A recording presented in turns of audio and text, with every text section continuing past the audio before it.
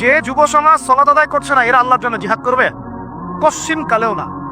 যে যুব সমাজ কোরআন তেলাওয়াতই করতে জানে না, আবেগে খালি বলতে পারে যে হ্যাঁ কোরআনের জন্য জান দিতে প্রস্তুত, কিন্তু পারবে না এটা করতে। যে যুব সমাজ হারাম সম্পর্ক থেকে বের হতে পারছেন না, কিভাবে চিন্তা করলেন যে আপনি বাইতুল মুকাদ্দাস জয় করবেন? যে যুব সমাজ সুদ ছাড়তে পারতেছে না, পাবজি ফ্রি ফায়ার ছাড়তে পারতেছে না, ফ্রি মিক্সিং অ্যাভেলেবল, এই যুব সমাজ বাইতুল মুকাদ্দাস জয় করবে না। কোন যুব সমাজ করবে আমি পরে আসতেছি ওইদিকে, আগে বোঝেন এই সিচুয়েশনে এইভাবে হবে না ভাই। আর একটা চিন্তা আমরা বাদ দিব, কোন রকম পাস করার চিন্তাটা বাদ দিব। আমাদের সবার একটা চিন্তা হয়ে থাকে, কি চিন্তা? কোন রকম পার পাইলেই পা। চিন্তা করি যে কোন রকম যদি বাঁচতে পারি তাইলেই হবে। সাহাবায়ে কেরাম এইভাবে চিন্তা করতেন না, তাবেঈন ইজম এইভাবে চিন্তা করতেন না, তাবেঈন, চার ইমাম, আমাদের খোলাফায়ে রাশিদিন, আইম্মাতুল মুজতাহিদ, তারা এইভাবে চিন্তা করতেন না। তারা চিন্তা করতেন আমি মানে নর্মাল মুসলিম হব না, আমি এক্সট্রাঅর্ডিনারি মুসলিম হব। এটা নর্মাল মুসলিম। আল্লাহ পাক আমাদেরকে কিন্তু এক্সট্রাঅর্ডিনারি হতে বলছেন, সূরা মুলকের মধ্যেও আছে কিন্তু, তাবারাকাল্লাযী বিয়াদিহিল মুলক ওয়া হুয়া আলা কুল্লি শাইইন কাদির আল্লাযী খালাকাল মাউতা ওয়াল হায়াতা লিয়াবলুয়াকুম আইয়ুকুম আহসানু আমালা। এই যে কথাটা বলছেন, আল্লাহ পাক জীবন মৃত্যু সৃষ্টি করেছেন, আল্লাহ পাক দেখতে চান, লিয়াবলুয়াকুম তোমাদেরকে পরীক্ষা করতে চান, আইয়ুকুম তোমাদের মধ্যে কে, আহসানু আমালা আমলে আহসান কে, সবচেয়ে ভালো কে। আল্লাহ পাক দেখতে চান না যে গরু খাওয়া মুসলিম কে জুমায় জুমায় নামাজ পড়তে যায়, ঠিক আছে, কে খালি ঈদের নামাজ পড়তে যায়, কে খালি নামাজ পড়ে আবার সুদও খায়, এবার যাকাতও দেয় এদিকে দুর্নীতিও করে, উমরা হজ করে আবার এদিকে মানুষের হক নষ্ট করে। এইটা আল্লাহ দেখতে চান না। আল্লাহ পাক দেখতে চান আমলের শ্রেষ্ঠ কে, মানে ক্লাসে ফার্স্ট কে হয়।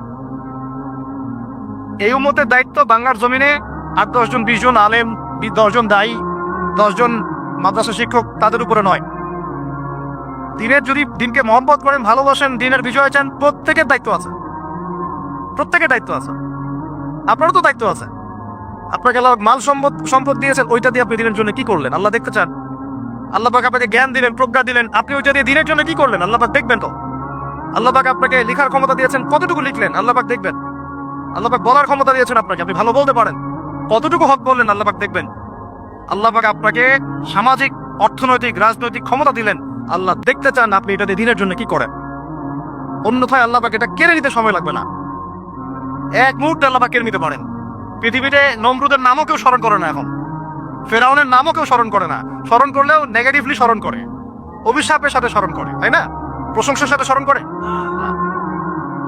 কত শত সম্প্রদায় আল্লাহ পাক বলেছেন ওয়ালাকাদ আহলাকনা ক্বাবলাহুম মিনাল কুরুন, কত সম্প্রদায় আমি ধ্বংস করে দিয়েছি তোমাদের আগে। কত সম্প্রদায় ছিল, লক্ষ লক্ষ কোটি কোটি সম্প্রদায়কে আমি ধ্বংস করে দিয়েছি তোমাদের আগে। নাই, তাদের শব্দও কি তোমরা শুনতে পাও? শব্দও শুনতে পাও না। তারা চিৎকার করছে বারজাকের জগতে আযাব থেকে বাঁচার জন্য, আমরা শুনতেও পাই না। তারা বলছে রব্বানা আবসারনা ওয়া সামি'না ফারজি'না না'মাল সালিহান ইন্না মুকিনুন। তারাই কথা বলছে এখন, রব্বানা, হে আমাদের রব, আবসারনা, আমরা দেখেছি, মানে পরকাল আমরা দেখা হয়ে গেছে, এখন আমরা দেখেছি। কোন চোখ দিয়ে? 2 চোখ দিয়ে দেখেছি আমরা। ওয়া সামি'না, শুনলাম, মানে যা আপনি বলেছেন আমরা শুনেছি, এখন শুনেছি, দেখেছি। ফারজি'না, আমাদেরকে একটু কাইন্ডলি ফিরায় দেন দুনিয়াতে। না'মাল সালিহান, ওই যে বলছি আমল সালেহ করে আবার ফিরে আসবো। ইন্না মুকিনুন, আমাদের কিন হয়ে গেছে। কে বলছে এটা? যত কম পৃথিবীতে ধ্বংস হয়েছে আল্লাহর আযাবে, গজবে, আল্লাহ বিরোধিতায়, তারাই কথা বলছে। তাহলে কিসের বড়াই? বড়াইয়ের অহংকারের জায়গা আছে? মানুষের অহংকার শোভা পায়? মানুষের মতো ক্ষুদ্র তুচ্ছ সৃষ্টির অহংকার শোভা পায়? 2 দিন পাতলা পায়খানা দিলে বাস শেষ মানুষ, একটা ডেঙ্গু জ্বর দিলেই শেষ। এই যে ঢাকা শহর বস্তুবাদী হয়ে যাচ্ছেন দিন দিন, এক ঝাঁকুনিতে 50 লাখ মানুষ মরতে পারে, এক ঝাঁকুনিতে, খালি 5, 6, 7 মাত্রার মানুষকে আল্লাহ পাক ছোট্ট একটা ক্যান্সারের ভাইরাস দিয়ে শেষ করে ফেলতে পারে, সামান্য একটা মহামারীর বাতাস দিয়ে লাখ লাখ মানুষকে মারতে পারেন। মানুষের অহংকার স্বভাব পায়? কোন মানুষ নামাজ পড়ে না চিন্তা করেছেন? যে মানুষের হৃদস্পন্দন, শ্বাস আল্লাহ নিয়ন্ত্রণ করছেন, একটু শ্বাসকষ্ট হলেই হাসপাস উড়ে যায়। বড় একজন আলেম তেলাওয়াত করছেন, কোরআন তেলাওয়াত, নামাজে আমরা পিছনে নামাজ পড়ছি, শ্বাসকষ্টের কারণে তেলাওয়াতে পুরো আয়াতটা তেলাওয়াত করতে পারেন না, থেমে থেমে তেলাওয়াত করতে হয়। তখন আমার মনের মধ্যে চিন্তা আসলো, সুবহানাল্লাহ, এত বড় আলেম, আল্লাহ পাক তাকে এভাবে শ্বাসকষ্ট দিয়ে পরীক্ষা করছেন, অথচ আল্লাহ পাক আমাকে এখান থেকে মুক্ত রাখছেন, আমি তো তার মতো তেলাওয়াতও করি না। কত মানুষ পঙ্গু হয়ে পড়ে আছে, ওই অবস্থা আল্লাহর ইবাদত করতেছে। কত মানুষের চোখ নাই, হাফেজে কোরআন হয়ে বসে আছে, মুফতি হয়ে বসে আছে, আছে না ভাই? নিয়ামতের কথা স্মরণ করেন, আল্লাহ পাকের নিয়ামতগুলো স্মরণ করেন, বোঝার চেষ্টা করেন। আল্লাহ পাক সূরা দুহা এটাই বলছেন, সূরা দুহার শেষে আল্লাহ পাক এটা বলছেন, আলাম ইয়াজিদকা ইয়াতীমান ফাআওয়া, তোমাকে আমি ইতিম অবস্থায় পাই নাই, আশ্রয় কি দেইনি? ওয়াজাদাকা দাল্লান ফাহাদা ওয়াজাদাকা আইলান ফাগনা فأما اليتيم فلا تقهر وأما السائل فلا تنهر وأما بنعمة ربك فحدث। তুমি আল্লাহ পাকের যে নিয়ামতগুলো আল্লাহ দিয়েছেন এগুলো মানুষকে বর্ণনা করতে থাকো, বলতে থাকো, খালি উপলব্ধি করেন যে আল্লাহ পাকের কত নিয়ামতে আপনি আছেন, বাস, আর কিছু লাগবে না। আর আপনি আমি না থাকলে দুনিয়া থেমে থাকতো না, সব চলতো। তাহলে কিসের জন্য, কাদের জন্য আমরা এই হায়াত এবং সময়, রুজি, এনার্জি, যৌবন নষ্ট করছি ভাই? আমাকে বলেন, কাদের জন্য করছেন? যে আল্লাহর হাতে আপনার প্রাণ, একটু প্রেশার আপ ডাউন করলেই শেষ, একটু শ্বাসকষ্ট হলেই শেষ, একটু মহামারী দিলেই মাস শেষ। সেই মানুষ নামাজ পড়ে না, সেই মানুষ যাকাত দেয় না, সেই মানুষ বলছে যে পর্দা এই যুগে চলে না, ওই যুগে চলতো। সেই মানুষ মুসলমানদেরকে বলছে এরা এখন মৌলবাদী হয়ে যাচ্ছে।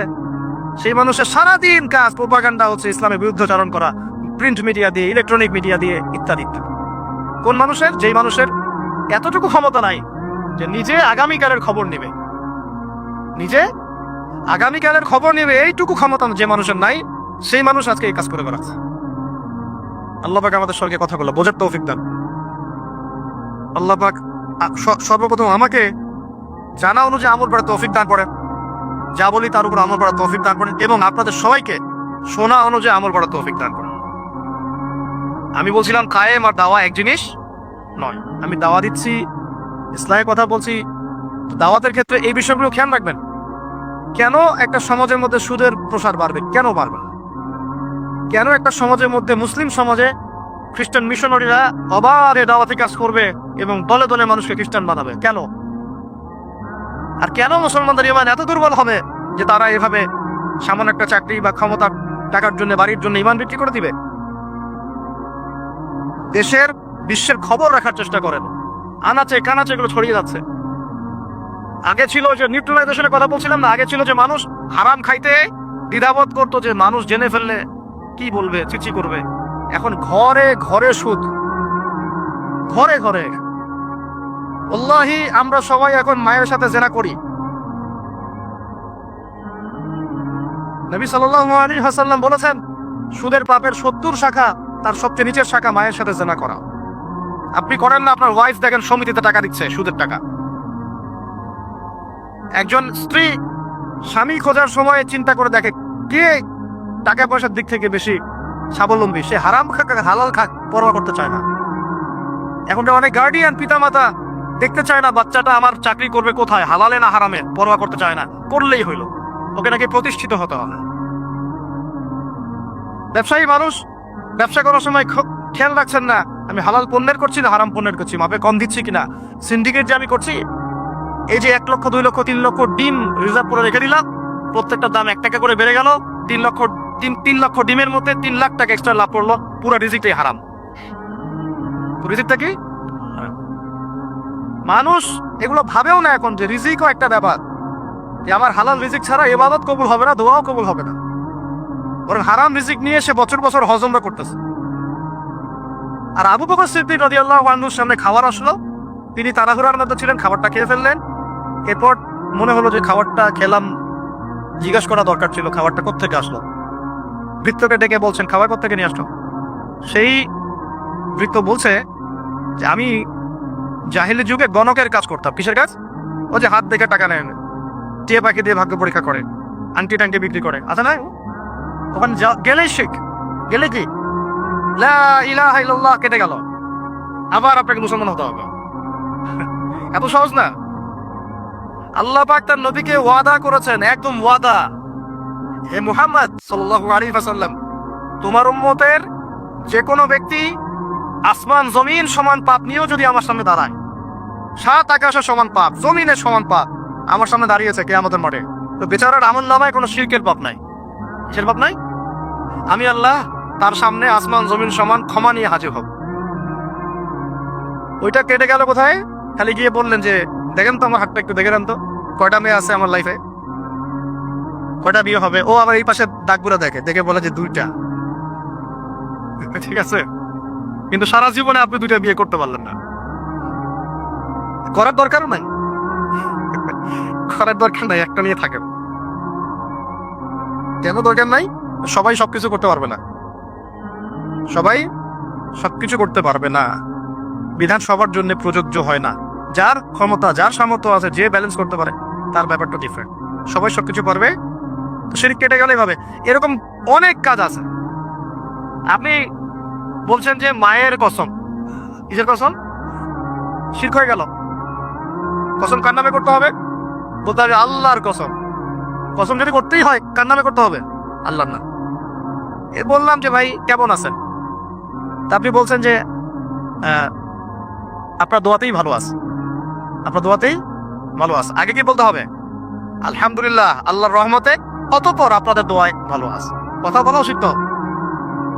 বললেন যে আগামীকাল আমি এটা করবই, আগামীকাল আমি এটা করবই, গ্যারান্টি দিতে পারবেন? পারবেন না। বলে ফেললেন যে এই সময়গুলো এখন ভালো না, সময়টা ভালো না, এটা যুগকে আপনি গালি দিলেন, এটাও নিষেধ, এটাও নিষেধ। অনেকে অনেক সময় শিরকি নামও পর্যন্ত রাখে। একজনের নাম শুনেছিলাম শাহিন শাহ, কি নাম? আচ্ছা, এরকম নামে কেউ আছেন নাকি? আচ্ছা, বাদ দেন। এর অর্থ হচ্ছে রাজাধিরাজ, রাজার সবচেয়ে বড় রাজা, মানে সবচেয়ে বড় রাজা। কে সবচেয়ে বড় বাচ্চা? সূক্ষ্ম সূক্ষ্ম অনেক শিরক আছে, বড় বড় শিরক তো আপনারা চিনেন না। এদিকে বলছে ইহদিনাস সিরাতাল মুস্তাকিম, সরি, ইয়াকা না'বুদু ওয়া ইয়াকা নাস্তাঈন, হে আল্লাহ শুধু আপনারই ইবাদত করি, আপনার কাছেই সাহায্য চাই। বের হই কবরে গিয়ে সিজদা করব, ওখানে মৃত মানুষের কাছে সাহায্য চাচ্ছে। সিজদা কার জন্য? সিজদা কি আল্লাহ ছাড়া অন্য কাউকে করা যাবে? সাহাবীরা কি আল্লাহর নবীকে সিজদা করেছিলেন? তাহলে আপনারা কত বড় মানুষ হয়ে গেছি? আমরা কি তাদের চেয়ে বড় হয়ে গেছি? নাউজুবিল্লাহ। এভাবে মানুষ শিরক করছে। তারপরে সবাই কুরবানি কার জন্য করতে হয়? তো মানুষ তো অনেক সময় দেখা যায় যে জীবিত মানুষ মৃত মানুষের জন্য কুরবানি করছে। এখন গ্রামে গ্রামে ছড়িয়ে পড়তেছে কবিরাজি, তান্ত্রিক, কবিরাজ, বান মারা, টোনা, এগুলা। যে করবে সেও মুশরিক, যে ওখানে গিয়ে ধান্না দেয় সেও মুশরিক। হ্যাঁ, যে করবে সে তো মুশরিক হয়ে গেছেই। আর যে গিয়ে ধন্না দিচ্ছে যে আপনি আমাকে এগুলা থেকে বাঁচান, এবং সে জিনের সাহায্য নিয়ে বিভিন্নভাবে এই কাজগুলো করে দিচ্ছে, সমস্যা, ইমান কেটে গেল। কি করতে পারবেন? কোরআন এবং হাদিস থেকে চিকিৎসা করতে পারবেন, কোরআন সুন্নাহ থেকে চিকিৎসা করতে পারবেন। এগুলো বলা ঠিক না, বা পাবলিকলি বলা উচিত না। এগুলো আমাদের বিরুদ্ধেও করে মানুষ। হ্যাঁ, আমাদের বিরুদ্ধেও মানুষ এগুলো করে, আর মনে করে আমরা এগুলো বুঝবো না, বা আমাদের এইসব দোয়া কালাম জানা নাই, বা আল্লাহ পাক আমাদেরকে হেফাজত করবেন না, এমনটা মনে করে। আরে সমস্ত কাফেরকে যদি এক পাল্লা রাখা হয়, আল্লাহ পাকের সূরা ফাতিহাকে এক পাল্লা রাখা হয়, তুমি পারবা নাকি? তো অযথা এইসব পরিশ্রম করো কেন? বরং কোরআন সুন্নাহ দিয়ে আল্লাহর কাছে এমন চিকিৎসা নেওয়া যায়, যেই চিকিৎসা ও তো অতিক্রম করতে পারবেই না, বরং করতে গেলে ও নিজে ধ্বংস হয়ে যাবে। কোরআনের উপর যেতে পারবে? এগুলো দিন দিন বাড়তেছে। আমি আপনাদেরকে কিছু চিকিৎসা বলে দিই, এগুলো আমল করলেন, ইনশাআল্লাহ আল্লাহ পাক আপনাদেরকে হেফাজত করবেন ইনশাআল্লাহ। 1 নাম্বার তো নামাজ তো অবশ্যই পড়বেন, পবিত্র থাকবেন ওযু অবস্থায়। 3 নাম্বার আয়াতুল কুরসি পড়বেন, আয়াতুল কুরসি। কোন সূরা আছে এটা? সূরা বাকারা 255 নম্বর আয়াতুল কুরসি। আর পড়বেন সূরা বাকারার শেষের 3 আয়াত, সূরা বাকারার শেষে 3 আয়াত। এর আগে সূরা ফাতিহা আছে, তারপরে পড়বেন সূরা ফালাক, নাস, ইখলাস, কাফিরুন। সূরা ফালাক, নাস, ইখলাস, কাফিরুন। পড়বেন সূরা জিনের প্রথম 10 আয়াত। কোন সূরা? সূরা জিনের প্রথম 10 আয়াত। পারলে পুরা সূরা ইয়াসিন, সূরা ইয়াসিন। তারপর সূরা সফফাত এর প্রথম 10 আয়াত, এর সাথে সূরা কাহাফের প্রথম 10 আয়াত। তারপরে সূরা তাহা, সূরা ইউনুস আর সূরা আরাফ। এই 3টা সূরায় জাদু, বান, টোনার এগুলোর বিরুদ্ধে কিছু আয়াত আছে। যেমন قالوا يا موسى إما أن تلقي وإما أن نكون أول من ألقى قال بل ألقوا فإذا حبالهم وعصيهم يخيل إليه من سحرهم أنها تسعى فأوجس في نفسه خيفة موسى قلنا لا تخف إنك أنت الأعلى وألق ما يمينك تلقف ما صنعوا إنما صنعوا كيد ساحر ولا يفلح الساحر حيث أتى। মানে এগুলো অর্থ জানলে আপনারা বুঝবেন। এগুলো পড়লে এগুলো একদম লোহার তরবারি দিয়ে যেমন আঘাত করা হয় এভাবে আঘাত করা হয়, সব শেষ হয়ে যায় ইনশাআল্লাহ তাআলা, ইনশাআল্লাহ তাআলা। তো কেউ যদি এগুলোতে আসক্ত থাকেন, এটা শিরক। এটা কি? ওমর রাদিয়াল্লাহু আনহুর যুগে তিনি ফরমান জারি করেছিলেন যে কেউ যদি জাদুবিদ্যার চর্চা করে তাকে হত্যা করবে, একদম গর্দান নামে কতল করে দিবে। এটা ইসলামিক লস। ইসলামিক তো বললাম, ইসলামিক লস কায়েম করা এখন আমাদের পক্ষে সম্ভব, এখন সম্ভব না। যা ইচ্ছা করতে থাকো। এখন বিশ্বের মুসলমানদের রক্তের হোলি খেলায় মেতেছে এরা, যেখানে মুসলমান সেখানেই নির্যাতন। আরব কান্ট্রিগুলোর মধ্যে, আফ্রিকার কান্ট্রিগুলো, যে কোনো জায়গাতে তাকান দেখবেন খালি মুসলমানদের উপর নির্যাতন না নির্যাতন। এর জন্য শুধু ওরা দায়ী নয়, এর জন্য আমরাও দায়ী। কেন নির্যাতন আসবে না? কেন আল্লাহর গজব আসবে না? কারণ নবী সাল্লাল্লাহু আলাইহি ওয়াসাল্লাম বলেই গিয়েছিলেন শেষ জামানায় কাফের মুশরিকরা তোমাদেরকে এমন ভাবে আঁকড়ে ধরবে, ঘিরে ধরবে, যেন দস্তরখানায় সবাই খাবার খেতে বসেছে। মানে আমরা সবাই দস্তরখানায় খাবার খেতে বসতে যেমন করে বসি একসাথে, ওই যুগে বলছিলেন ইয়া রাসূলুল্লাহ সাল্লাল্লাহু আলাইহি ওয়াসাল্লাম, আমরা কি ওই সময় সংখ্যায় কম হব? অবাক হয়েছিলেন তারা, কারণ ওই সময় তো ইসলামের বিজয়ের যুগ। আমাদের এইরকম অবস্থা হবে যেখানে আমরা 313 মিলে 1000 বদরে ঠেকাই দেই, 700 মিলে উহুদে 3,000 ঠেকাই দেই, মোতাব যুদ্ধে আমরা কত 3000 নিয়ে 2 লাখকে ঠেকাই দেই। ওই মুসলমানদের এই অবস্থা হবে? সাহাবীরা বলছিলেন, অবাক হয়। তখন নবীজি বলছেন, হ্যাঁ তোমাদের অবস্থা এরকম হবে। তোমরা সংখ্যায় হবা সমুদ্রের ফেনার মতো। সমুদ্রে দেখতে পাচ্ছেন এখন খালি নাম কাম আসতে মুসলিম বাড়তেই আছে। সমুদ্রের ফেনার মতো, কিন্তু দুইটা জিনিস তোমাদেরকে পেয়ে বসবে। এই দুইটার কারণে এই পরিণতি তোমাদের হবে। এক নম্বর হচ্ছে তোমাদের মধ্যে দুনিয়ার মহব্বত তোমাদেরকে পেয়ে বসবে। আর একটা আল ওয়াহান, তোমাদেরকে ধরে ফেলবে। সাহাবীরা বলছে ওয়াহান কি? নবীজি বলছে তোমরা আল্লাহর পথে জীবন দিতে চাইবে না। এই ভয়, আল্লাহর পথে জীবন দেওয়ার ভয় তোমাদেরকে পেয়ে বসবে। এই দুইটা যখন তোমাদেরকে পেয়ে বসবে, তখন এই কাফের, মুশরিক, মুনাফিক যারা আছে সবাই মিলে তোমাদেরকে একটা কচু কাটা করে দেবে। হয় না এখন এটা? শুধু এই যুগে না, প্রত্যেক যুগে যুগে যখনই মুসলমানদের উপরে এই দুটা এসেছে, তখনই মুসলমান আক্রমণের শিকার হয়েছে। কখনো তাতারিদের হাতে, চেঙ্গিস খানের বংশধর মনে আছে, মঙ্গলরা, ওরা এসে মুসলমানদেরকে একদম কেটে ফেলে দিয়েছিল। কতদিন? 40 দিনের মধ্যে বাগদাদে ওরা মনে হয় প্রায় 10 থেকে 15 লক্ষ মানুষকে হত্যা করেছে, ওই তাতারিরা মুসলমানদেরকে, আব্বাসীয়দের সময়। এরকম হিস্ট্রি অনেক আছে। তারপরে যখন এই ফাতেমি সাম্রাজ্য চলছিল, তখন ক্রুসেডাররা এসে মুসলমানদেরকে হত্যা করেছে। তারপরে আবার করেছে জেঙ্গিদের সময়, আইয়ুবীদের সময়, এমনকি মোগল সাম্রাজ্য। এর আগেও যখন দুনিয়া পৃথিবী ওখান ঢুকে গিয়েছিল, তখন দেখা গেছে যে মুসলমানদের মধ্যেই মারামারি চলতেছে। ওখান থেকে গিয়ে কর্ডোবা ইসলামী খেলাফত হয়েছে। এগুলো হিস্ট্রি পড়বেন, ইতিহাস নিয়ে ইনশাআল্লাহ একদিন কথা হবে। আমার নিয়ত আছে আপনাদেরকে হিস্ট্রি শোনানোর। একদম আদম আলাইহিস সালাম থেকে শুরু করে এই পর্যন্ত যা যা হয়েছে ইসলামের ইতিহাসে, একটা একটা করে ধারাবাহিক পর্ব আকারে আসবে ইনশাআল্লাহ। এতে করে খুব অল্প সময়, হয়তো 10 মিনিটের মাদ্রাসা এমন হতে পারে, 10 থেকে 15 মিনিটের মাদ্রাসা, এর মধ্যেই একটা একটা করে পড়বে, একটা একটা করে হিস্ট্রি আসবে ইনশাআল্লাহ। যদিও খুব টাফ এই কাজটা করা, এবং এটার জন্য অনেক ইনভেস্টমেন্টের দরকার, আল্লাহর জন্য সহজ করে দেখা হয়। তো মূল কথাটা আমি বলছি যে যখন আমরা এভাবে দুনিয়া প্রেমে ঢুকে গিয়েছি এবং আল্লাহর পথ থেকে সরে আসছি, মার খেতে হয়েছে। এখন আমাকে বলেন তো দেখি, আমরা কি আমাদের অবস্থার উন্নতি চাই না? পুরো বিশ্বের যে ফিলোসফিক্যাল থটস গুলো আছে, দর্শন, এই দর্শনগুলো আমাদের চলছে না ওদের চলছে? এই যে নাস্তিকতা, কাদের দর্শন? আমাদের। এই যে সেকুলার কনসেপ্ট, কাদের দর্শন? আমাদের দর্শন। এই যে সো কল্ড ডেমোক্রেসি, কাদের দর্শন? আমাদের। এই ন্যাশনালিজমে আমরা ভুগছি, সবাই জাতি চিন্তা করি। মানে ওই ইয়েমেনে একটা মুসলমান মরলে আমার লাগে না, কেন লাগে না? ও তো ইয়েমেনি, আমি তো বাংলাদেশে।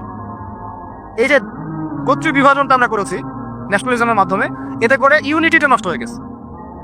গোত্রে মানুষ থাকতে পারে, কিন্তু সবার মধ্যে একটা বিদ্যতার বন্ধ থাকতে হবে। এইটা ইসলাম দিয়েছিল। আনসার, মুহাজির, দুইটা আলাদা শব্দ না, দুইটা আলাদা বৈশিষ্ট্য, কিন্তু তারা কি আলাদা ছিলেন? একদম নিজের মায়ের পেটের ভাইয়ের চেয়ে বেশি, তাই না? এটা ইসলাম। আর আমরা যদি বলি আনসার এক গ্রুপ, মুহাজির আরেক গ্রুপ, আনসারকে মারলে আমার কি, আমি তো মুহাজিরকে মারলে আমার কি, আমি তো আনসার। এই কনসেপ্টটা হচ্ছে এই ন্যাশনালিজম কনসেপ্ট চলছে।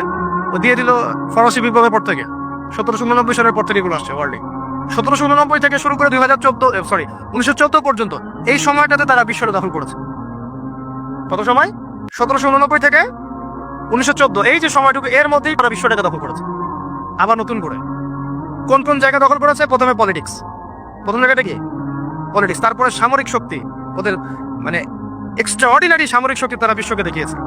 আপনি যত কথা বলেন একদম পারমাণবিক বোম রেখে দিব তাক করে, আর বেটা তুই কথা বলতে পারবি না, এরকম একটা অবস্থা। বিশ্বাস করেন ব্যাপারটা এরকম। পুরো জাতি নিয়ে আপনি একটা ঐক্যবদ্ধ শক্তি করতে চান, একটা মিসাইল, পারমাণবিক মিসাইল এরকম রেখে দিবে, এই বাড়াবাড়ি করো না বেশি, একদম দিব লঞ্চ করে, বাস আপনি চুপ, একদম চুপ। কারণ ওইটা প্রতিহত করার তো আমার কাছে ওই নাই, ক্ষেপণাস্ত্র প্রতিরক্ষা সিস্টেম তো নাই। এখন আমি যদি বলি, আমার কথা কি মন খারাপ করবেন? আমি যদি বলি যে বিগত 50 বছরে আমাদের দেশ স্বাধীন হয়েছে কবে বলেন? 71, এখন কত? 23, কত বছর বলেন? আমরা কি একটাও ক্ষেপণাস্ত্র তৈরি করতে পারলাম না? এই বিশ্বে এই ধরনের প্রযুক্তি ছাড়া কেউ টিকে থাকতে পারে? এটা কি ঢাল তলোয়ারের যুগ যে ওরা এগুলো বানাবে আর আমরা ঢাল তলোয়ার নিয়ে বসে থাকবো? কি করলাম আমরা বলেন?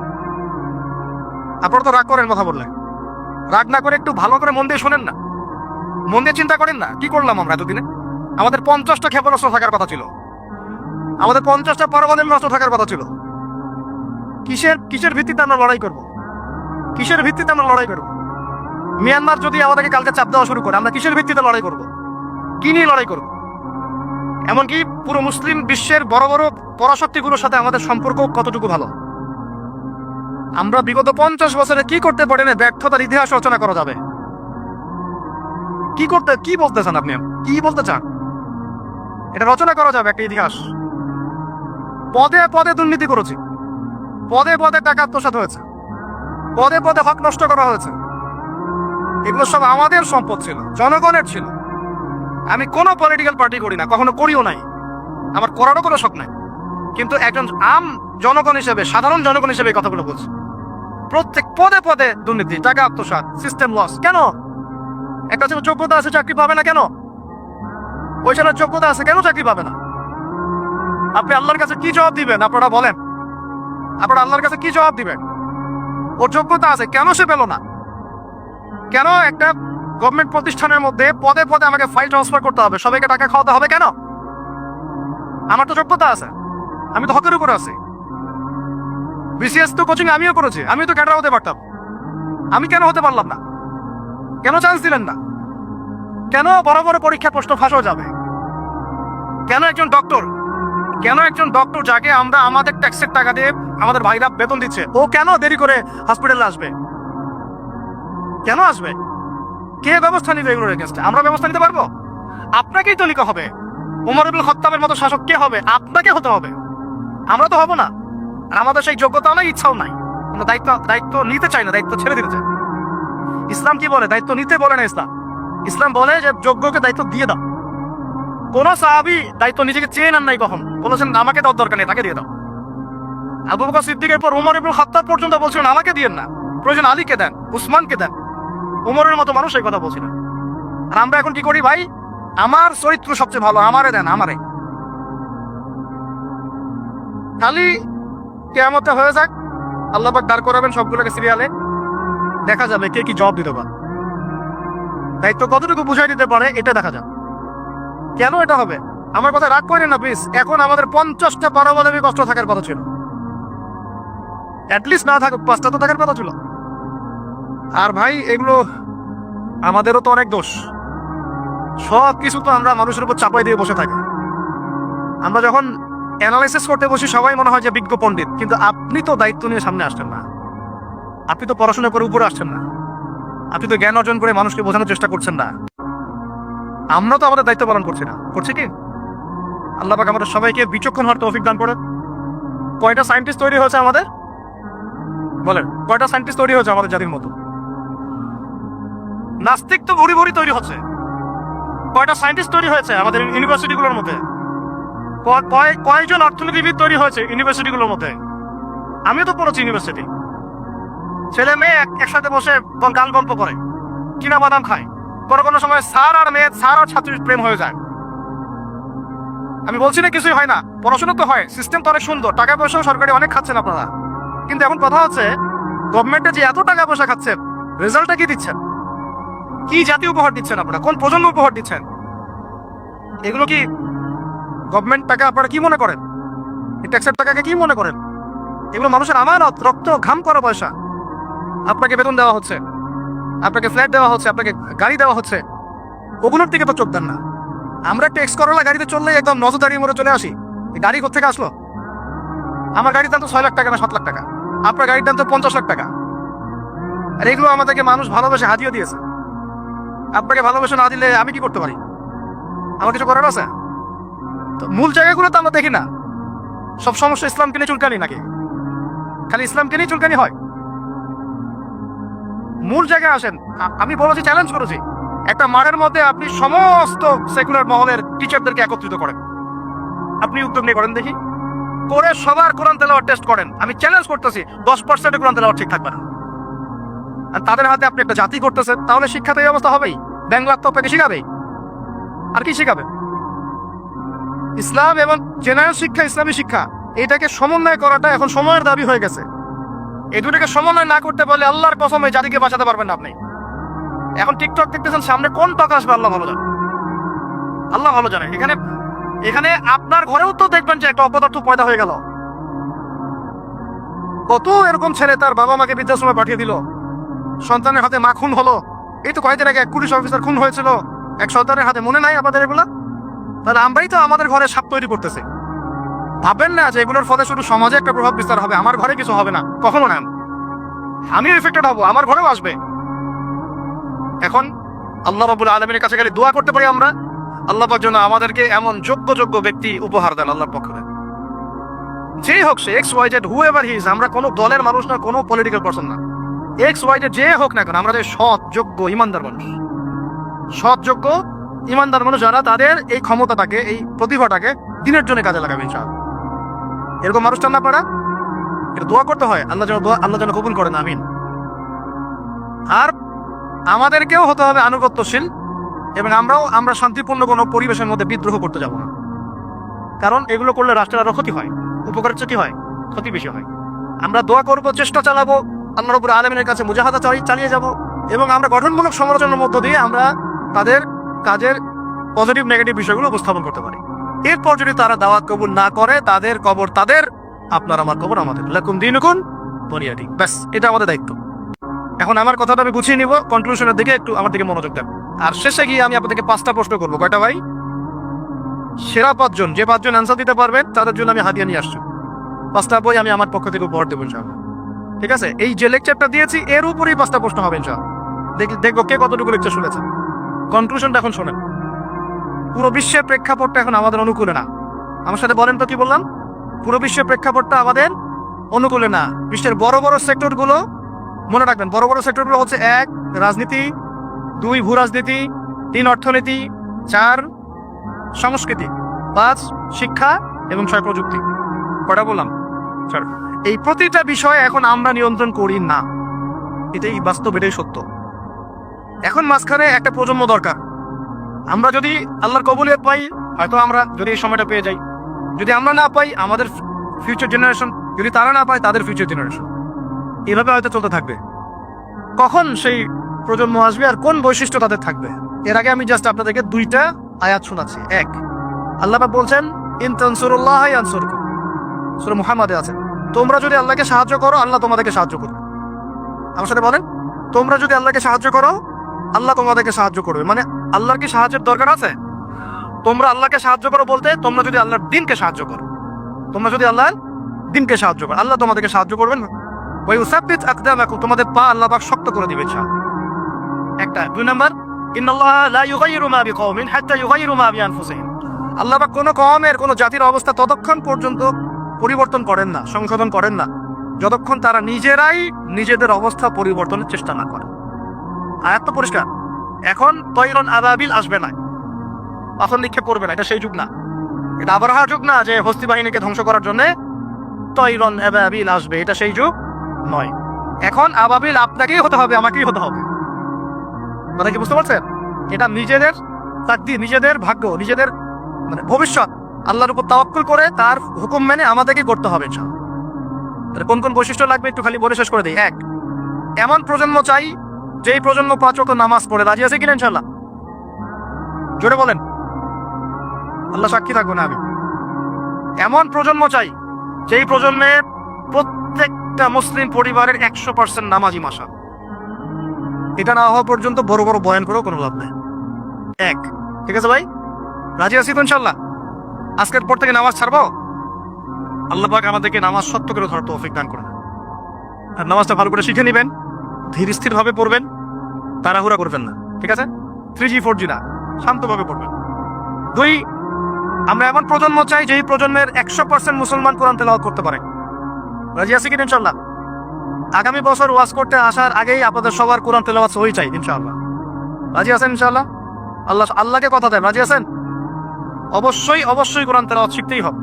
যেমনি পারেন, যেভাবে পারেন, যত টাকা লাগুক, যার কাছে যেতে হয় হোক, যত দূরে সফর করতে হয় হোক। আপনার দায়িত্ব এটা, আমার দায়িত্ব, হুজুরের দায়িত্ব না, এটা আপনার দায়িত্ব। আপনি কিভাবে শিখবেন আপনার ফিকির।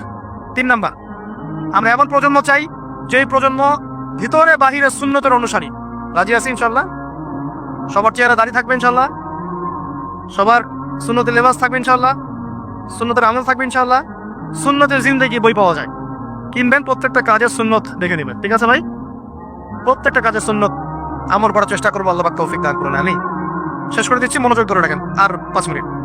4 নাম্বার, এমন প্রজন্ম চাই যে প্রজন্ম পশ্চিমকালেও হারাম খাবে না। রাজি আছি ইনশাল্লাহ? হারাম খাবো, সুদ খাবো, ঘুষ খাবো, দুর্নীতি করবো, মানুষের সম্পদ আত্মসাৎ করবো, অন্যায়ভাবে আমরা মানুষকে ঠকাবো? আল্লাহ পাক আমাদেরকে বোঝার তৌফিক দান করুন। আমিন। 4, এমন পরিবার চাই যেই পরিবার হবে পুরোপুরি ইসলামিক পরিবার। রাজি আছেন ইনশাল্লাহ? আল্লাহ কবুল করুন, আমিন। এই জায়গাতে গিয়ে আপনাদেরকে একটা নসিহত করি, যুবকদেরকে, বেশিরভাগই তো অবিবাহিত নাকি? কি দুঃখ, কি কষ্ট। একটা কাজ করবেন, আগে একটা ছোটখাটো হালাল রিজিকের ব্যবস্থা করবেন, তারপরে বিয়ে শাদী। হালাল রিজিকের ব্যবস্থা না কইরা বিয়ে শাদী করতে যায় না, নিজের মান সম্মান গায়রত বলে কিছু থাকবেন, ঠিক আছে ভাই? আর ওই যে বলছি, ভুলেও বেদিন কোনো মেয়েকে বিয়ে করতে যায়। দিনদার মেয়ে খুঁজবেন, আদিনদার মেয়ে তো বাইরে সার্টিফিকেট লেবাস দেখে বোঝা যাবে না আসলে। এটা আপনাকে খোঁজ খবর নিতে হবে, দেখতে হবে তার পরিবার কেমন, ব্যাকগ্রাউন্ড কেমন, মা কেমন, ইত্যাদি ইত্যাদি, তার কোয়ালিফিকেশন কেমন, এবং পাশে দেখেও নিবেন। পাশাপাশি আল্লাহর কাছে দোয়া করতে হবে বেশি করে। কি করতে হবে? স্ত্রী খাদিজার মতো হতে পারে, আবার নূহ আলাইহিস সালামের স্ত্রীর মতো হতে পারে। বুঝেন পার্থক্য? বলেন, খাদিজা রাদিয়াল্লাহু আনহা মানে কি? এমন একজন মহিয়সী নারী যে একজন মহাপুরুষের পিছনে সাপোর্ট দিচ্ছেন। সুবহানাল্লাহ, কি সাপোর্টটা দিয়েছেন দেন নাই নবী সাল্লাল্লাহু আলাইহি ওয়াসাল্লামকে পুরো নবুয়তের জীবনে? এটাও হতে পারে তাকদীরে। আবার নূহ আলাইহিস সালামের স্ত্রী, মনে আছে? লূত আলাইহিস সালামের স্ত্রী, তারা দুজন নবী, তারা দুজন জান্নাতি, তাদের স্ত্রীরা হবে জাহান্নামী। বলেন আউযুবিল্লাহ। তো এই জন্য তাকদীর কার হাতে? বাস আল্লাহর কাছেই বারবার ইস্তেখারা করে করে করে চেয়ে নিতে হবে, আল্লাহ আমাকে এমন একজন নেককার স্ত্রী দান করুন যিনি আমাকে আপনার পথে চলতে সাপোর্টিং হ্যান্ড হবে, আমাকে পিছন থেকে বুস্ট আপ করবে ইনশাআল্লাহ। আচ্ছা, ইনশাআল্লাহ ফ্যামিলি নিয়ে বিয়ে শাদী নিয়ে আরেকদিন ওয়াজ হবে ইনশাআল্লাহ। 5, কয়টা বলছি ভাই? 5টা না 6টা? 5টা। 6 নাম্বার, যে বাচ্চা কাচ্চা আছে আমাদের, ভাই বোন, ছোট ছোট ছোট বাচ্চা কাচ্চা যেগুলো, এক একজনকে এক একজন মর্দে মুজাহিদ হিসেবে তৈরি করবে। বুঝে আছেন ইনশাআল্লাহ? তাহলে ওদেরকে আমরা পড়াশোনা করাবো কি? কি পড়াশোনা করবো? হ্যাঁ, কি পড়াবেন? হামটি ডাম্পি নাকি Jack and Jill went up the hill, twinkle twinkle, কি পড়াবেন? ওর কোচি মাথাটাকে তো সময় নষ্ট করে ফেলতেছেন। 7 নাম্বার হচ্ছে, আল্লাহ পাক আমাদেরকে প্রতিভা দিয়েছেন না সবাইকে? কেউ লিখতে পারে, কেউ বলতে পারে, কেউ ব্যবসা ভালো বোঝে, কেউ ইন্টারনেট সেকশন ভালো বোঝে, এরকম আছে না? আল্লাহ পাক আপনাকে যা দিয়েছেন ওইটাকেই দিনের জন্য কাজে লাগাবেন। রাজি আছেন? 8 নাম্বার, আমাদের প্রত্যেক পরিবারের মা বোনদেরকে খাস পর্দা রাখতে হবে। নাস্তিকরা কি বলে বলুক, সেগুলোরা কি বলে বলুক, ইউনিভার্সিটি টিচার কি বলে বলুক, নেকাব খুলতে বাধ্য করে কি করে করুক, আপনি আপনার পরিবারকে পর্দা রাখবেন। যদি ওদিকে দেখেন যে কোনোভাবেই কাজ হচ্ছে না, ওই জগৎ ছেড়ে দিয়ে বাসায় চলে আস, দরকার নেই পড়াশোনা। আমি আমার মেয়েকে মাদ্রাসায় পড়াবো, দরকার নেই আমার ওই পড়াশোনা, ঠিক আছে? প্রয়োজনে নিজে প্রতিষ্ঠান করে আপনার সন্তানকে পড়াবেন। আপনার সামর্থ্য আছে, নিজে প্রতিষ্ঠান করেন, করে সন্তানকে পড়াশোনা করেন ইনশাআল্লাহ। আগে কি প্রতিষ্ঠান ছিল নাকি? যে যুগটা সোনালী যুগ, ওই যুগে কোনো শিক্ষা প্রতিষ্ঠানই ছিল না। মানুষ ওস্তাদদের কাছে ওয়ার্ড ম্যান টু ম্যান পড়তো। একজনের কাছে কোরআন, একজনের কাছে হাদিস, একজনের কাছে উসুল, একজনের কাছে আরবি, এভাবে পড়তো মানুষ। ওরা মানুষ হয় নাই? তো এখন পরিবেশ গড়ে তোলার ফিকির করব, যদি না পারি আমার সন্তানকে আমি ইসলামিক লাইনে পড়াবো ইনশাআল্লাহ। সামর্থ্য থাকলে নতুন নতুন প্রতিষ্ঠান গড়ে তুলবো ইনশাআল্লাহ। আল্লাহ পাক তৌফিক দান করুন। কয়টা বললাম? 8টা? 8টা না 9টা? 8টা। 9 নাম্বার হচ্ছে আমরা সবাই মিলে সৎ কাজে আদেশ করব, অসৎ কাজে নিষেধ করব। একজনের দায়িত্ব না। আচ্ছা, এই উম্মতের দায়িত্ব আমার উপরে? এই উম্মতের দায়িত্ব আব্দুল মালিক সাহেবের উপরে? এই উম্মতের দায়িত্ব কি আল্লামা তৌফিক ইসমাইল সাহেবের উপরে? কার উপর দায়িত্ব বলেন তো? সবার দায়িত্ব আছে না? সবাই মিলে এই যে আমর বিল মারুফ এবং নাহি আনিল মুনকারের কাজ করবেন ইনশাআল্লাহ। আল্লাহর রাস্তায় সময় দিবেন, দাওয়াতে মেহনত করবেন, তাবলীগে মেহনত করবেন ইনশাআল্লাহ। আল্লাহ কবুল করুন, আমিন। আর 10 নম্বর হচ্ছে আমরা উম্মতের মধ্যে কোনো বিভক্তি সৃষ্টি করব না। উম্মতের মধ্যে কোনো বিভক্তি সৃষ্টি করব না। এমনিতেই 73 দলে নয়, 73,000 দলে আমরা বিভক্ত হয়ে গেছি। আর ভাই আল্লাহর রাস্তায় বাড়াইতে যায় না, ইস্যু পাগল হবেন না, মূল জায়গায় থাকবেন। উলামায়ে কেরামের সহবতে থাকবেন, উলামায়ে কেরামের সাথে সম্পর্ক থাকবে, কমপক্ষে একজন ওস্তাজ আলেম শাইখকে ধরে থাকবেন, অন্তত একজন। আর যদি অনেক থাকে তাহলে আলহামদুলিল্লাহ। উম্মার মধ্যে বিভক্তি সৃষ্টি করবেন না, ফাটল বাড়াবেন না, ঐক্যবদ্ধ করতে পারেন না পারেন, বিভক্তি উস্কে দিবেন না। প্রথম কথা কি অর্জন করতে হবে? ইলম অর্জন করতে হবে। ইলম অর্জন ছাড়া কোনো কিছু করতে পারবেন না আপনি। ইলম অর্জন ছাড়া আপনি কিছুই করতে পারবেন না। এখন একটা জাহেল মানুষকে, মনে করেন একজন জাহেল মানুষকে যদি মুসলিম উম্মার নেতৃত্ব দেওয়া হয়, সে কিছুই করতে পারবে না। একজন জাহেল মানুষকে শিক্ষামন্ত্রী বানালে ও শিক্ষাটাকে ধ্বংস করে রেখে দিবে। একজন অজ্ঞকে অর্থনীতিবিদ বানালে সে অর্থনীতির মধ্যে সুদ ঢুকাই দিবে। সর্বাগ্রে দরকার ইলম অর্জন। কিসের ইলম অর্জন করব? এই যে আমার হাতে একটা সিরাতের কিতাব আছে, আমাদের সবার পরিচিত একজন মুহাদ্দিস আলেম মুফতি মোহাম্মদ শফি রাহিমাহুল্লাহ, নাম তো শুনেছেন নিঃসন্দেহে, ওলামায়ে কেরাম অবশ্যই জানেন, আপনারা হয়তো অনেকে জানেন না। তার একটা অনবদ্য কিতাব আছে, সিরাতে খাতামুল আম্বিয়া। সিরাতে খাতামুল আম্বিয়া, বেশি না, এটা পৃষ্ঠা সংখ্যা মনে হয় 140টা। 100 কতক্ষণ লাগতে পারে 140টা পৃষ্ঠা পড়তে? যতক্ষণ আপনি রাতের বেলা আপনার গার্লফ্রেন্ডের সাথে কথা বলেন ততক্ষণ লাগতে পারে। কতক্ষণ লাগতে পারে? যতক্ষণ আমরা রাতের বেলা জেগে জেগে গার্লফ্রেন্ডের সাথে কথা বলি ততক্ষণ লাগতে পারে। 1 রাত, 2 রাত, 3 রাত, একদিনে 10 পৃষ্ঠা পড়া সম্ভব? তাও এটা 2 সপ্তাহে শেষ করা যায়। এখন আপনি যদি জিজ্ঞাসা করেন এই বইটাই কতজন পড়েছে, দেখবেন বেশিরভাগই হাত উঠাবে না। বাস্তবতা অনেক খারাপ, আবেগ অনেক বেশি। সারা বাংলা চষে বেরিয়ে আমরা যা বুঝতে পারছি, বাস্তবতা অনেক খারাপ, আবেগ অনেক বেশি। হাত উঠাতে বলেন আল কোরআনের জন্য কারা কারা জীবন দিতে চান, সবাই হাত উঠাবে। হাত নামান, আমি জানি আপনারা হাত উঠাবে সবাই। কিন্তু এখন আপনি বলেন আল কোরআন সহি শুদ্ধভাবে পড়তে পারেন কয়জন? কয়জনের কলেজে আছে? স্টেজে আসেন, আমি ধরবো কিন্তু। স্টেজে আসেন, তেলাওয়াত শোনান, এখানে দাঁড়িয়ে তেলাওয়াত শোনান। বেশি না, সূরা ফাতিহাটা শোনান, সূরা ফাতিহাটুকুই শোনান। কতজন বুক ফুলিয়ে আসতে পারবেন যে আমার সূরা ফাতিহা সহি আছে? এই হচ্ছে অবস্থা। ওলামায়ে কেরামদেরকে আমরা এখন একটা কথা আমি নিজেও বলি, আমার বড় বড় ওলামায়ে কেরামদেরকে, আলেম, আমার ওস্তাদদেরকে, ওস্তাদ আলেম তৈরি হয়েছে কিন্তু জেনারেল মানুষদের মধ্য থেকে আলেম বের হয় নাই। অথচ বাংলাদেশে 90% মানুষ জেনারেল শিক্ষিত। 10% মানুষ আমরা মসজিদ মাদ্রাসার সাথে সম্পৃক্ত, সর্বোচ্চ 10%, এর বেশি হয়তো হবে না। 90% মানুষ জেনারেল শিক্ষার সাথে শিক্ষিত, তাদের মধ্যে আপনি 90% দেখবেন কোরআন তেলাওয়াতই সহি না। তাহলে আমরা দিন কায়েম কাদেরকে নিয়ে করতে যাচ্ছি? আমরা আসলে দিন কায়েমটা কাদেরকে নিয়ে করতে যাচ্ছি? যতদিন পর্যন্ত আপনারা প্রত্যেকেই বিশুদ্ধ করে কোরআন তেলাওয়াত শিখবেন না, এই ওয়াজ করে আমার কোনো লাভ নাই। সাহাবীদের যুগে, যেই যুগে মুসলমানরা বিশ্বকে শাসন করেছিল, ওই যুগে একটা ঘর ছিল না যেই ঘরে এমন একজন মানুষ ছিল যে কোরআন তেলাওয়াত করতে পারতো না।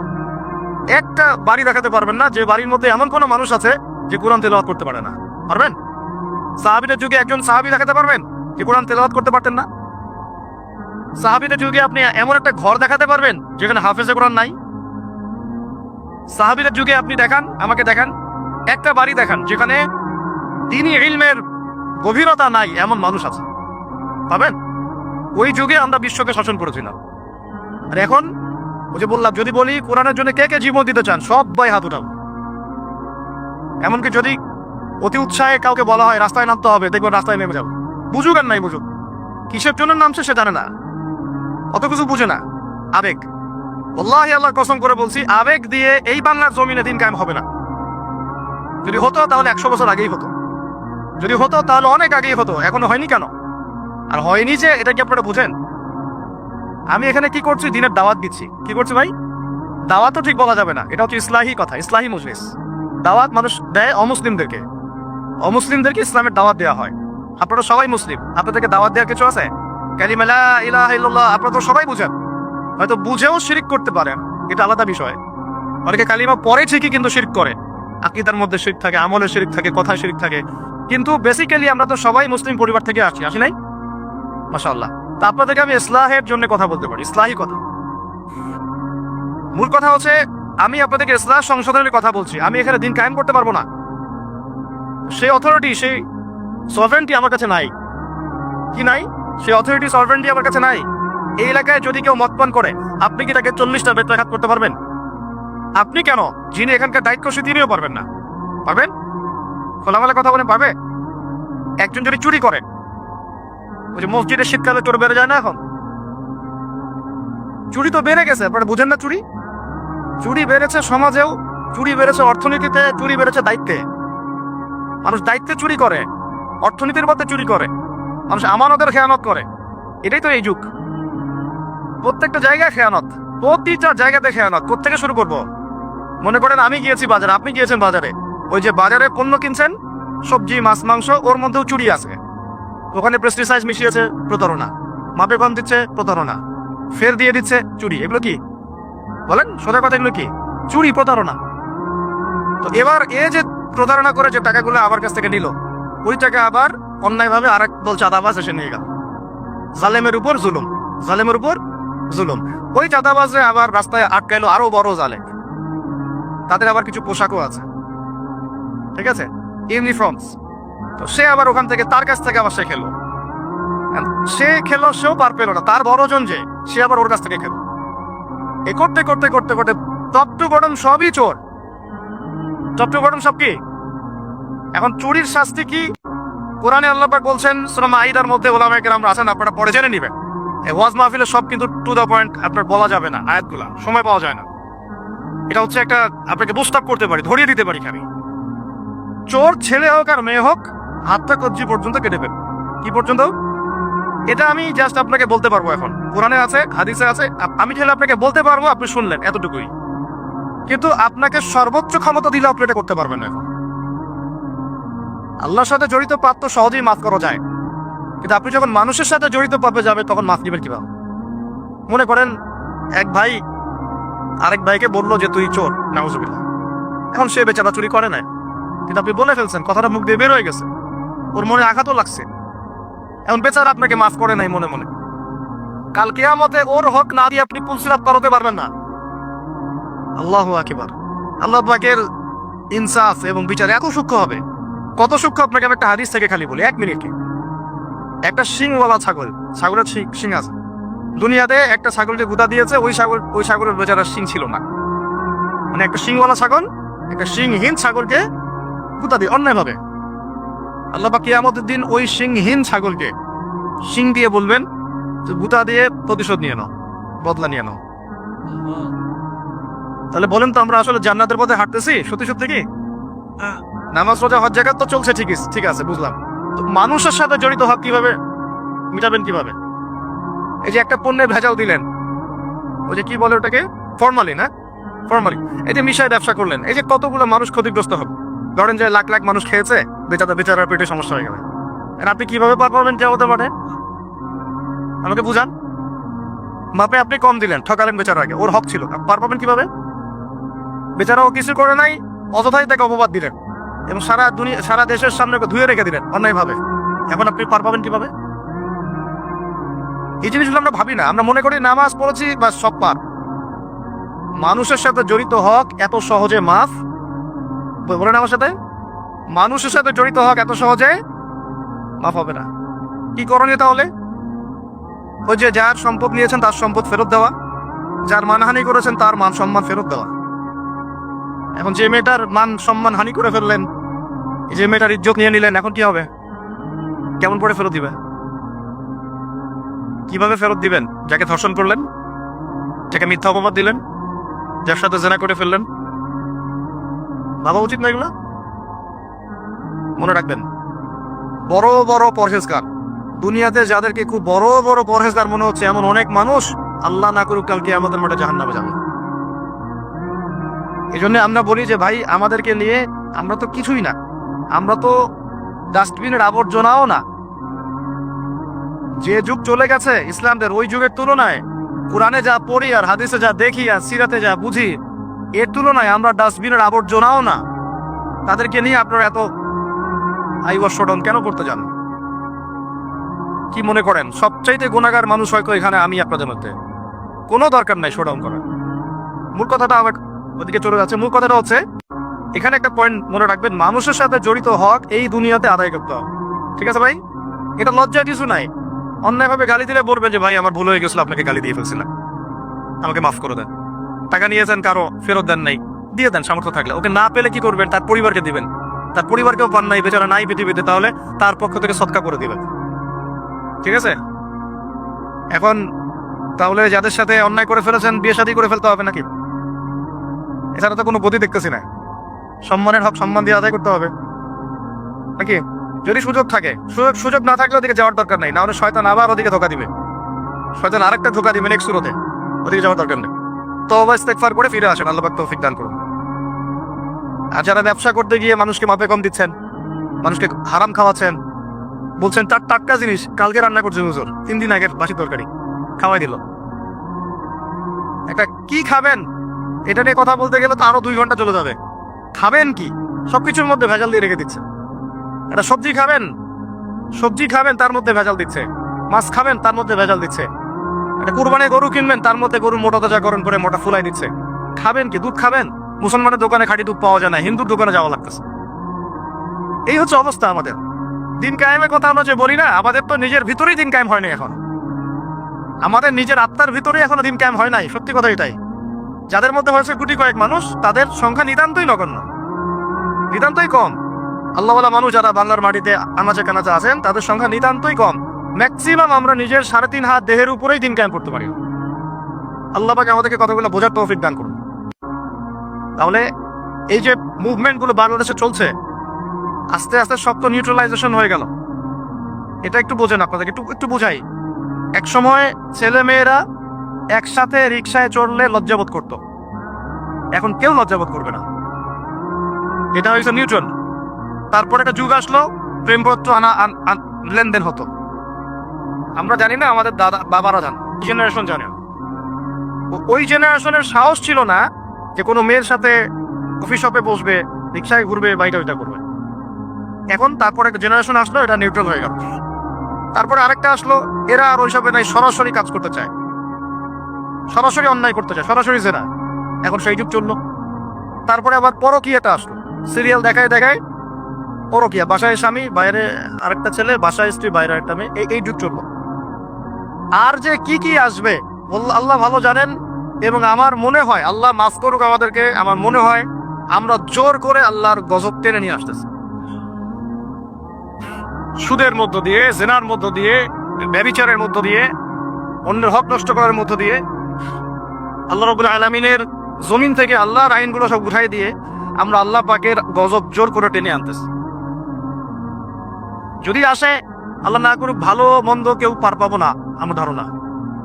কারণ সেই ভালোদের উপরে গজব আরো বেশি আসবে যারা হক চিনেও মানুষকে চেনায় নাই, যাদের কাছে কোরআন সুন্নাহর জ্ঞান ছিল, হক যারা চিনতো কিন্তু মানুষকে সতর্ক করে নাই, ওদের উপরে আরো বেশি করে গজব আসবে। আল্লাহ পাক হেফাজত করে নেন। মূল কথাটাই চলে আসে আবার ফিরে। আমি আপনাদেরকে ইসলাহের কথা বলছি, এখানে কায়েম নাই। কি নাই? যেটা বলছিলাম হাত কেটে ফেলা, আপনি সেটা করতে পারবেন না। যদি কেউ ব্যভিচার করে, বিবাহিত মানুষ, শাস্তি কি? অনেকে জানে নাই, রজম করতে হয়। কি করতে হয়?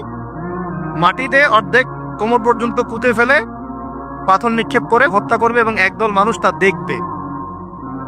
একদল মানুষ যে দেখবে শাস্তি অবলোকন করা, এটা ইসলাম কোরআনে নতুন করে নাজিল করে নাই। প্রাচীন গ্রিক দর্শনগুলো পড়ে দেখবেন, ওই অ্যারিস্টটলের যুগ যেটা ছিল, ওই যুগেও শাস্তি সামাজিকভাবে দেওয়া হতো, সবাইকে দেখিয়ে দেওয়া হতো। এতে একটা ভালো ইম্প্যাক্ট পড়ে। কেমন ইম্প্যাক্ট পড়ে?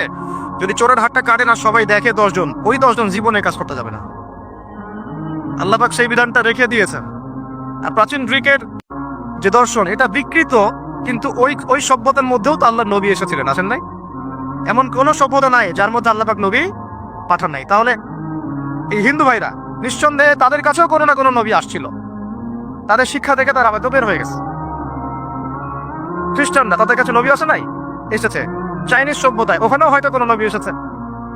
আল্লাহ পাক বলেছেন না ওয়ালিকুল্লি কওমিন হাদ, প্রত্যেকটা কওমের মধ্যে আমি নবী পাঠিয়েছি, প্রত্যেক কওমে। তার মানে এই সভ্যতা যতদিন থেকে ঘুরছে পৃথিবী, আদম আলাইহিস সালামের পর থেকে, কোন প্রত্যেকটা স্থানে, কালে, পাত্রে আল্লাহ রাব্বুল আলামিন নবী পাঠিয়েছেন।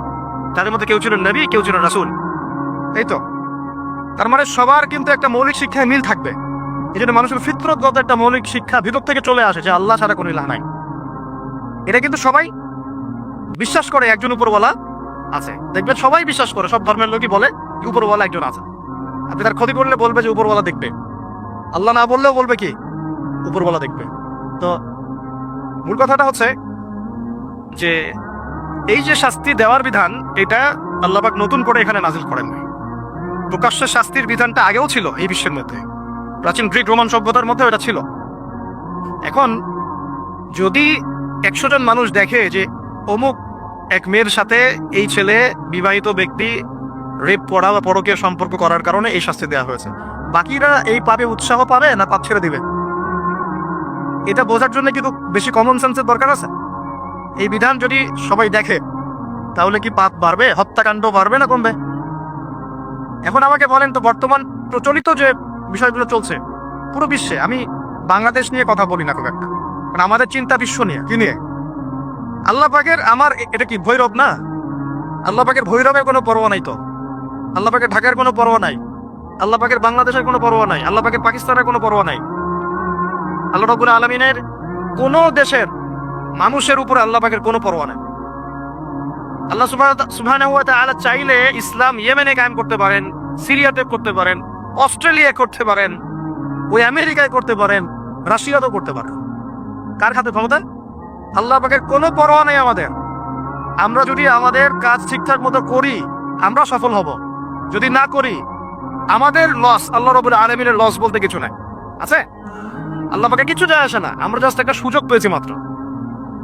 আমরা যদি সুযোগ নষ্ট করি এটা আমাদের ব্যর্থতা, আল্লাহ পাকের কোনো কিছু যায় আসে না। আপনি সিজদা করেন বা না করেন।